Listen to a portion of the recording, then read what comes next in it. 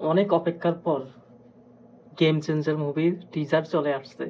তো টিজারটা রিয়েকশন দিব, তারপর টিজারটা নিয়ে কোনো কিছু বলবো আমি যা বুঝি আসলে টিজারে কি আছে। বাট এটার প্রতি অনেক এক্সপেকটেশন আমাদের সবারই অনেক বেশি। রামচরণের মুভি, আবার হচ্ছে এস শঙ্কর ডিরেক্টর। তো এস শঙ্করের মুভি সম্পর্কে আমরা ধারণা আছে, যেমন একটা মুভির নাম বললেই সবাই জানে, আই মুভির ডিরেক্টর যিনি। তো ওনার মুভি দেখলেই বোঝা যায় মুভির মানে আসলে কি বলবো, স্ক্রিন প্লে, তারপর হচ্ছে মেক ওভার গুলা জাস্ট অসাম হয়, মানে আপডেট মডার্ন টাইপের মুভিগুলো আর কি হয়।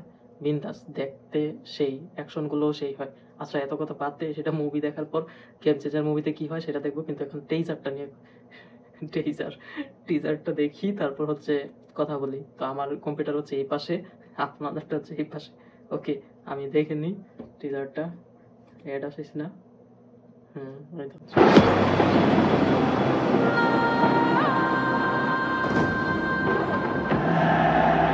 वैसे तो राम से अच्छा इंसान कोई है ही नहीं,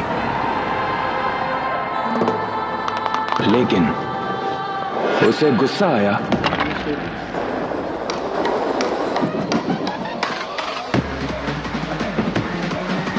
तो उससे बुरा कोई बन नहीं सकता।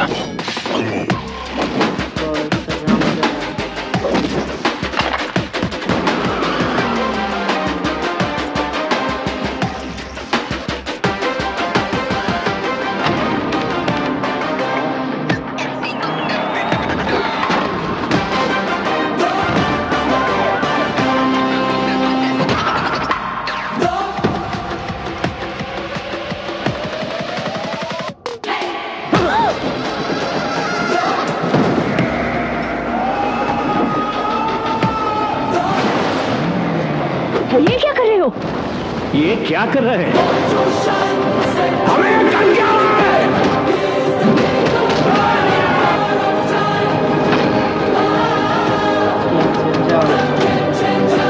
I am unpredictable.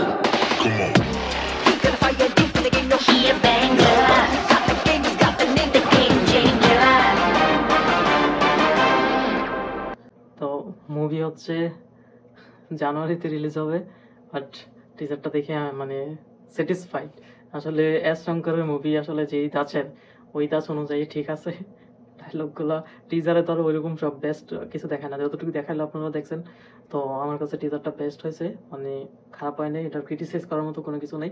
বাট হচ্ছে এই মুভিতে যারা যুক্ত আছে, এস শঙ্কর, তারপর হচ্ছে মিউজিক ডিরেক্টর জন্য এস থামান আছে। তার মানে মুভি তো ভাই দেখা, যত ঘন্টার মুভি হোক সবাই দেখা মজা পাবে। স্টোরি লাইনটা যদি ভালো হয় তাহলে ব্লকবাস্টার। টিজার দেখেই বলতেছি, ট্রেলার তো বাকি হে।